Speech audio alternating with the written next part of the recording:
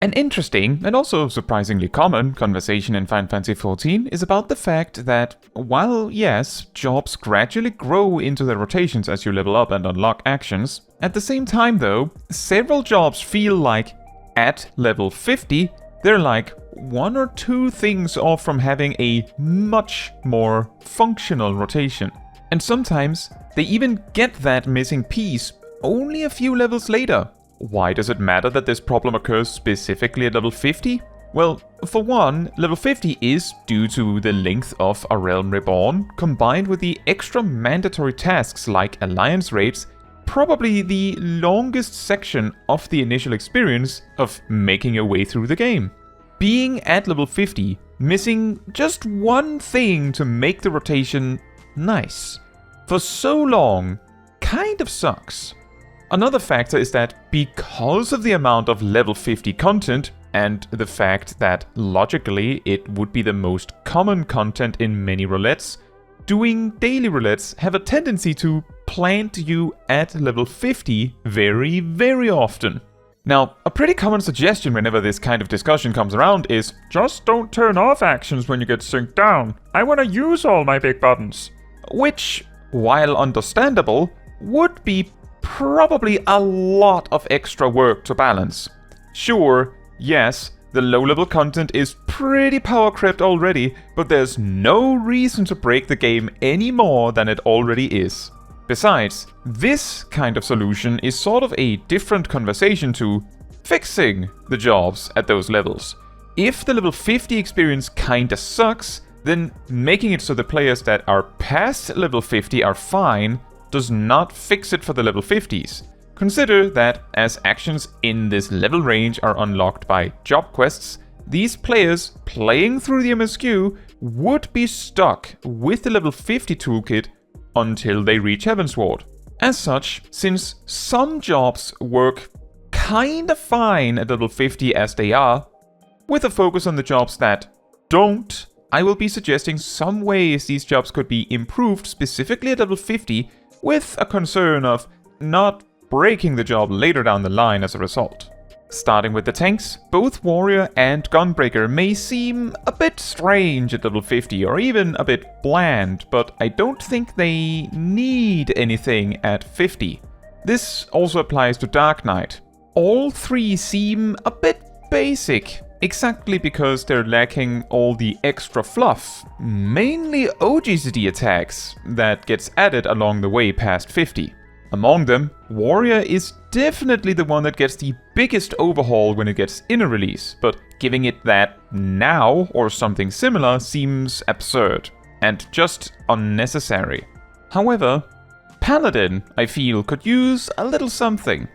I brought this one up in my Improve Each Job with One Change video a while back, but the key that Paladin could really use for a more interesting rotation at level 50 is some sort of in-combat healing option, and some sort of proc to actually make fight or flight a bit more than just continue doing 1, 2, 3s and press it on cooldown, whatever. My suggested solution to this is having Paladin learn an inferior version of Holy Spirit at level 30, Vital Spirit, for instance. The potency of this spell isn't super crucial as long as its potency at least rivals Rage of Haloni while affected by an effect similar to Divine Might. Call it Vital Might. To make the upgrade as the job levels up a bit more interesting, let's have Rage of Haloni only give Vital Might every second time it is used, and let Royal Authority give it in full each time. To also fix the healing concern, the healing trait from level 84 could be made a baseline feature of Paladin attack spells. The way this would change the Paladin rotation at level 50 is that the optimal fight or flight would include 2 Vital Spirits and 2 full 1, 2, 3 combos, instead of 8 combo steps. The filler rotation, similar to higher levels, would be doing 1, 2, 3 combos until the next GCD will generate a Vital Might you don't have space for, and because it takes 2 full combos to get a new Vital Might, it does leave space for improvement at level 60. This also emphasizes Paladin's ranged advantage over the other tanks sooner. Moving on to the healers, both Sage and Scholar may have somewhat bland toolkits at level 50, But Sage is reasonably strong as it is, and Scholar's rather unique Art of War as a gain on 1 solution at level 50 I view as a good thing when it really comes to it. It's pretty funny. Astrologian also already has plenty going on at level 50 and doesn't really need something more added. Technically, they kinda got something added with Dawntrail as well, so, you know. White Mage, on the other hand, while the job has Cure 3, which is situationally very powerful, and White Mage technically has the highest personal damage potential among the healers on single target. Overall, White Mage feels weaker than the rest at level 50. That alone isn't a major issue, but it could use a little something. My suggestion to help White Mage here is to move Afflatus Solace to level 50 instead of 52. If getting 3 spells at once is a bit much, Medica 2 could be moved to level 45 as well, and that might seem a bit insane, but Aspected Helios was moved to level 40 flat. Having Afflatus Solace gives White Mage an upgrade in MP management at level 50, but as it still lacks Afflatus Misery, it isn't amazing.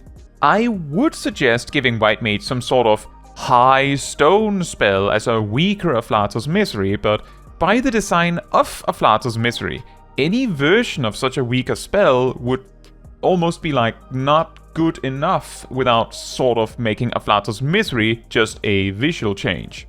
Although, let's say High Stone did, for instance, 400 potency single target. This would be slightly more than 2 Stone 2 casts, and would mean Afflatus Solace is better than using Cure 2, for example, which is not too bad at level 50. Because of the kinds of intermission DPS checks present in some of the challenging level 50 content, this also allows White Mage to be a bit more creative with the way they use it. Next, let's talk mages. Red Mage is by many considered a job that is almost shipped perfect. It doesn't really need anything when you get it, aside from maybe a bit of an AoE potency boost like Impact that they get later. While Pictomancer is very bland at level 50, I feel it has enough of a proper rotation going that it doesn't need anything added to it. Summoner also is sort of already pretty far on its journey to what it becomes at max level. However, I would suggest just giving Topaz Ruin like a 10 potency boost and Emerald Ruin maybe a 5 potency boost or even 10 across the board. The reason being that with these buffs, Topaz Ruin is finally objectively stronger than regular Ruin before you get rights, and Emerald Ruin would no longer risk becoming inferior to regular Ruin due to not scaling with speed, I think. Although, in Ultimates maybe you get so much speed that 10 potency isn't enough. You get the idea though, right?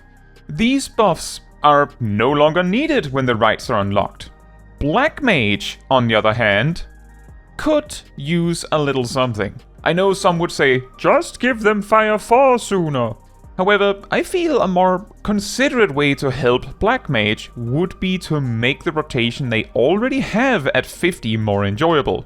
With the relatively recent change of Flare's cast time being reduced from 4 seconds to 3, Flare is now an okay finisher, especially if your MP drops to a point where Fire 1 is not available but Flare is. This is even without Swift Cast. However, one thing that makes level 50 Black Mage thoroughly unenjoyable for a lot of players and mildly stressful for others is Firestarter. In a rotation where you are constantly spamming Fire 1, every cast of Fire 1 has the possibility of giving Firestarter, and optimally, you need to spend that Firestarter before casting Fire 1 again, but you only have like half a second to react to it, otherwise damage loss. To this, I have 2 suggestions. First, personally, I feel like the way the Black Mage rotation plays out, especially at higher levels, it makes more sense if Firestarter was a gauge element somewhere, and the duration seems totally unnecessary while we're at it. More importantly though, my suggestion is allowing Black Mages to hold 2 Firestarter stacks instead of just 1. At level 50, this allows black mages to comfortably spam Fire 1 and simply queue up a Fire 3 after the next Fire 1 if they do get a proc. If you have the reflexes to use the procs exactly as you get them, you can also use that extra proc slot to stockpile one for movement or whatever else you can come up with. It makes the job a lot less annoying at this level. At max level, this could lead to some more non-standard tricks, but is that a problem? Just off the top of my head, it isn't uncommon for an astral fire state that involves mana font at all, that you will be put in a situation where you have Firestarter and a Paradox marker, and you don't need to spend both. By being allowed to hold 2 Firestarter procs, you can simply pocket that extra one for some flexibility later down the line. The change making it so that black mages wouldn't need to respond to Firestarter procs immediately at level 50 would also make the job a lot more usable for players with higher latency at that level. Then we move on to the ranged physicals. Machinists could kind of really use a way to build 50 heat faster in their opener. However, I don't think they need this, and Barrel Stabilizer being learned sooner feels a bit like moving a raid buff a job isn't meant to have to earlier just because. What I would suggest Machinists get instead of that is Auto Crossbow at 50, so they have an AoE heat spender. This empty slot in the Heavensward level range can then be used to give Machinists some other logical improvements. I would move Heated Split Shot to 52, Tactician to 54, Heated Slug Shot to 56, and Heated Clean Shot to 60.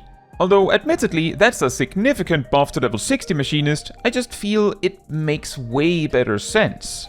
But the main suggestion is moving Auto Crossbow to 50. For Dancer, I would say Closed Position should really be learned at the same level as Standard Step, but moving it to at least level 50 would already be a great start. The job really doesn't need anything else at level 50. It hardly needs this, but it makes better sense this way. Bard could use some help though. A very commonly requested change to Bard is that they learn Wanderer's Minuet at level 50 instead of 52, as the Bard rotation feels like it is missing something big without it. This of course also means Pitch Perfect at 50. Another suggestion I would add on top, that has nothing to do with level 50, is to move Troubadour to level 58, as that way all 3 ranged physicals have their similar damage reduction cooldown before level 60. Simply adding Wanderer's Minuet at level 50 means the basics of the Bard rotation is filled in for all the level 50 duties at hand, which of course makes Bard a lot stronger, but it does remove this weirdness. Moving on to the Strikers. Samurai is another one of those jobs where, since it is designed to start at 50, seems pretty clean at 50. Sure, it could use some Kenki actions, but the whole point is that those are learned in the upcoming levels. If Chiton still existed, I would have suggested moving that to 50 though. For Monk, combining my suggestion from my Improved Jobs video and the observations from my video on weird leveling rotations, Perfect Balance sucks at level 50. So much in fact that it is actually optimal to not use it outside of some weird niche situations. One way to make it not bad would be to simply make Perfect Balance grant the Formless Fist when the 3rd stack is spent, instead of having Masterful Blitzes do that. A way to make Perfect Balance actually alright at level 50, just make Celestial Revolution a level 50 action, and learn Masterful Blitz at level 50. That is to say, let's make it so Masterful Blitz always becomes Celestial Revolution until the better blitzes are learned at level 60. This of course comes with the caveat that this attack doesn't have an AoE component, but this would still make Perfect Balance jump from being garbage at 50 to actually being alright, like pretty decent. For the Maimers, I think the one thing Dragoon could really use would be moving Sonic Thrust to level 50. This is specifically there to allow Dragoons to access their damage buff with just AoE combos. It doesn't really need anything else, although Dragoon's rotation is a little bland at this level, it makes sense. Reaper, on the other hand, is difficult. The job itself doesn't have that many standalone actions, so moving anything down to level 50 to make that rotation more interesting leaves whatever point that action is taken from completely barren.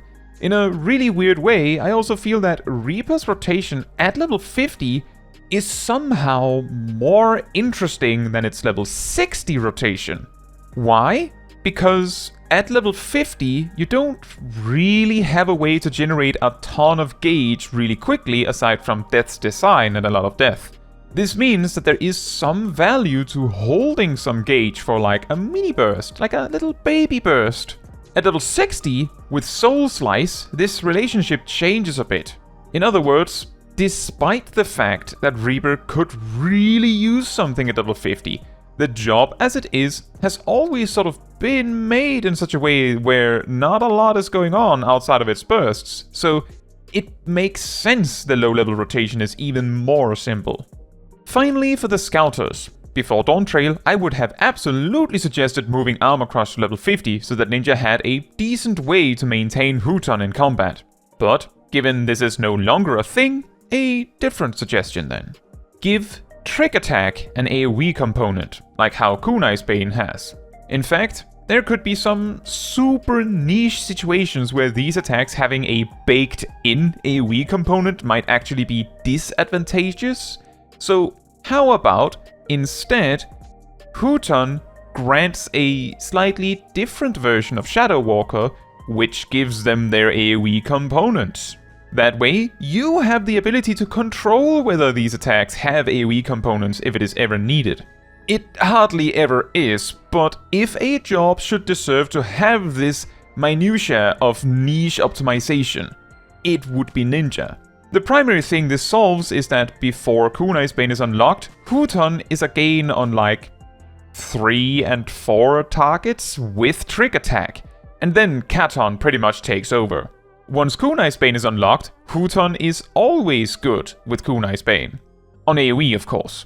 So this change would make Huton the preferred choice if Trick Attack is available on AoE. For Viper then, it suffers a bit from a similar problem to Reaper, where the amount of unique buttons it has is really low when it really comes to it, so moving something at all leaves a gaping hole elsewhere. To make Viper's rotation truly interesting at level 50, beyond the hilarious aspect of having a job that just has 1-2-3 combos, would require far too many things to be moved down. However, my suggestion is to grab all of these and move each of them down 5 levels. This would give Viper access to Death Rattle at level 50, the Vicewinder combo at level 60, Twin Fang and Twin Blood at 70, but as the traits to use the AoE Serpent's Tail, Twin Fang and Twin Blood are separate and learned at level 60 and 80, those stay there. With the assumption that some of these changes would maybe make Viper really strong in some of these level ranges, 75 could be filled in with a potency buff trait instead. Incidentally, this is how it is done for Pictomancer, who learns nothing except a trait between 71 and 79. Overall, this won't add that much, but it would make Viper slightly more interesting at 50. Another way could have also been to move the Vicewinder combo to level 50 and push some of the other actions a bit further up. But I feel that combo is not that awesome to use without the OGCD follow-ups, so pushing those even further apart is not a great solution. But what do you think?